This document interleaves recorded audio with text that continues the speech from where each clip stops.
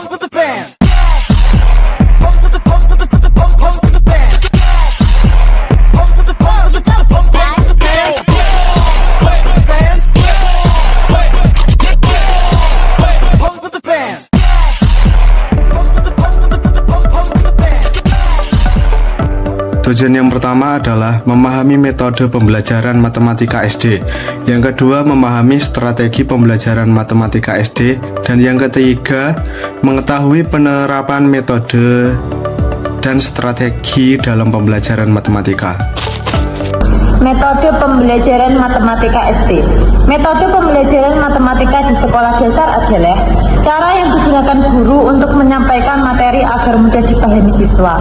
Metode ini disesuaikan dengan karakteristik siswa yang masih berpikir konkret, sehingga sering menggunakan contoh nyata atau alat peraga. Tujuannya agar siswa tidak hanya bisa menghitung, tetapi juga memahami konsep matematika dengan baik serta aktif dalam proses pembelajaran. Selanjutnya, strategi pembelajaran matematika SD. Strategi pembelajaran matematika di sekolah dasar adalah rencana atau pendekatan yang disusun guru untuk mengatur proses pembelajaran matematika agar siswa dapat memahami konsep dengan baik. Strategi ini mencakup pemilihan metode, media, dan langkah pembelajaran yang disesuaikan dengan karakteristik siswa SD yang masih berpikir konkret serta materi yang diajarkan. Selanjutnya, perbedaan metode dan strategi pembelajaran. 1. Strategi pembelajaran adalah rencana menyeluruh. Yang kedua, metode pembelajaran adalah cara pelaksanaan. 3. Strategi bersifat umum atau perencanaan, sedangkan metode bersifat khusus atau pelaksanaan. Yang keempat, keduanya saling berkaitan dan harus digunakan secara tepat agar pembelajaran matematika lebih efektif dan mudah dipahami siswa. Metode pembelajaran matematika SD yang pertama adalah metode ceramah. Metode ceramah adalah metode pembelajaran dengan penjelasan lisan dari guru kepada siswa. Ciri-cirinya yang pertama adalah guru lebih aktif menjelaskan, yang kedua siswa mendengarkan dan mencatat, yang ketiga materi disampaikan secara runtut. Kelebihannya yang pertama adalah mudah digunakan, yang kedua hemat waktu, yang ketiga materi cepat disampaikan.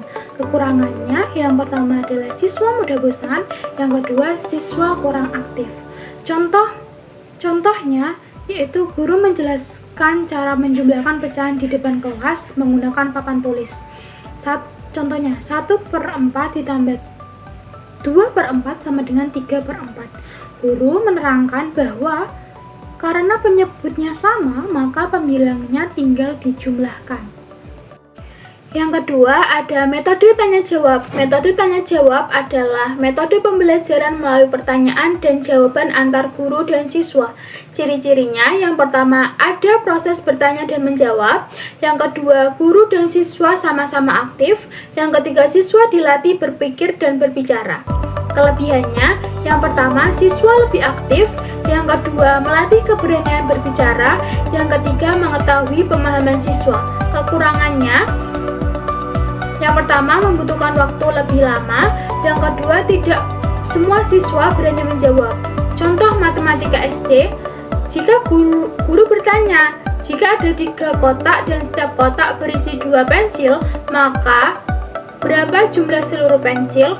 Siswa menjawab 6 pensil. Kemudian guru menjelaskan bahwa 3 kali 2 sama dengan 6. Artinya ada 3 kelompok yang masing-masing berisi 2 pensil sehingga jumlahnya 6 pensil. Selanjutnya yaitu metode demonstrasi. Metode demonstrasi adalah metode pembelajaran di mana guru menunjukkan atau memperagakan secara langsung suatu proses atau cara. Ciri-ciri metode ini yaitu menggunakan alat peraga atau benda nyata, kemudian guru memperlihatkan langkah-langkah secara langsung. Siswa mengamati dengan seksama dan biasanya setelah itu siswa diberi kesempatan untuk mencoba sendiri. Kelebihan dari metode demonstrasi yaitu pembelajaran menjadi lebih jelas dan konkret. Hal ini membuat siswa lebih cepat paham dan suasana belajar juga menjadi lebih menarik. Metode ini juga memiliki kekurangan, yaitu membutuhkan alat dan persiapan yang cukup. Tidak semua materi bisa didemonstrasikan dan biasanya memerlukan waktu yang lebih lama dibandingkan metode lainnya. Selanjutnya yaitu metode diskusi.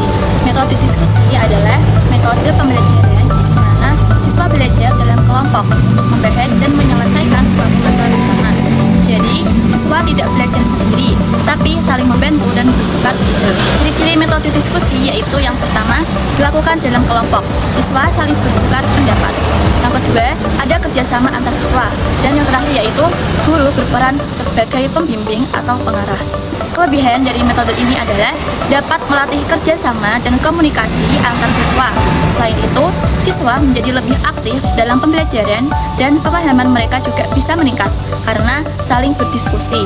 Dan kekurangannya yaitu membutuhkan waktu yang lebih lama. Tidak semua siswa aktif dalam diskusi dan kadang bisa terjadi perbedaan pendapat antar siswa.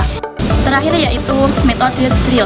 Metode drill adalah metode pembelajaran yang dilakukan dengan cara latihan soal secara berulang-ulang, sehingga siswa menjadi lebih terampil, cepat, dan tepat dalam mengerjakan soal. Ciri-ciri metode drill yaitu latihan dilakukan berulang-ulang, fokus pada keterampilan dan ketepatan, menggunakan soal-soal yang sejenis, serta ada pengulangan sampai siswa benar-benar paham. Kelebihan dari metode ini adalah dapat meningkatkan keterampilan siswa, melatih kecepatan dan ketepatan dalam mengerjakan soal, serta memperkuat ingatan terhadap materi. Kekurangannya yaitu bisa membuat siswa cepat bosan, dan jika terlalu sering digunakan bisa terasa monoton atau membosankan. Selanjutnya adalah strategi pembelajaran. Yang pertama, strategi pembelajaran aktif. Strategi ini berpusat pada siswa, yaitu mendorong keterlibatan intelektual melalui analisis dan juga kolaborasi.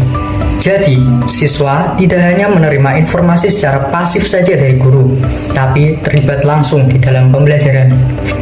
Untuk strategi yang kedua, yaitu strategi pembelajaran menyenangkan. Strategi ini menciptakan kondisi pembelajaran yang rileks, bebas dari rasa tekanan, bermotivasi tinggi, dan penyerapan materi yang lebih optimal. Untuk strategi pembelajaran yang ketiga, yaitu strategi diferensiasi. Strategi ini menyesuaikan proses dalam pembelajaran berdasarkan tingkat kesiapan siswa dan kemampuannya masing-masing. Selanjutnya yaitu contoh dari strategi pembelajaran. Strategi yang pertama yaitu strategi aktif. Contohnya, kerja kelompok atau diskusi proyek. Siswa dibagi ke dalam kelompok-kelompok kecil berisi 4 atau 5 orang untuk menyelesaikan sebuah proyek atau memecahkan sebuah masalah.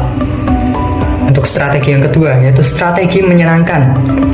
Contoh strateginya yaitu game matematika atau gamifikasi. Nah, misalnya guru menggunakan papan permainan ular tangga matematika tentunya, di mana siswa harus menjawab soal perkalian sebelum melangkah lebih maju. Untuk strategi yang ketiga yaitu strategi diferensiasi.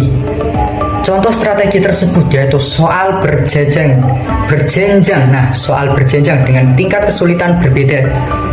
Siswa tingkat dasar mengerjakan soal pemahaman, tingkat menengah mengerjakan soal pengaplikasian, dan tingkat mahir mengerjakan soal analisis atau studi kasus.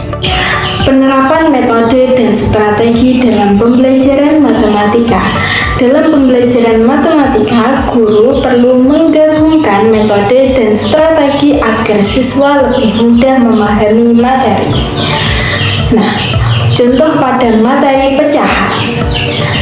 Guru menggunakan metode demonstrasi dengan menunjukkan kue atau kertas lipat. Kue dibagi 2 bagian dengan artian setengah. Nah, kalau kue dibagi 4 bagian dengan artian 1/4.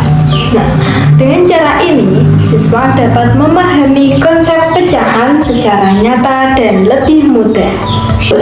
Selanjutnya, guru dapat menggabungkan metode dengan strategi pembelajaran yang menyenangkan. Contohnya yaitu demonstrasi, dan strategi yaitu game dan berjudul bagi kue pecahan. Nah, pelaksanaannya bisa siswa dibagi kelompok. Selanjutnya guru memberi gambar kue. Selanjutnya siswa membagi sesuai pecahan yang diminta. Dan melalui kegiatan ini, siswa belajar sambil bermain sehingga suasana kelas menjadi lebih menarik. Hasilnya siswa lebih aktif aktif, semangat belajar meningkat, dan materi lebih mudah dipahami. Jadi kesimpulannya adalah metode dan strategi pembelajaran memiliki peran penting dalam pembelajaran matematika SD. Metode digunakan sebagai cara menyampaikan materi, sedangkan strategi digunakan untuk mengatur proses belajar agar lebih efektif dan menarik. Penggunaan metode dan strategi yang tepat dapat membantu siswa lebih aktif, mudah memahami materi, serta meningkatkan minat belajar matematika. I just had to let you know you're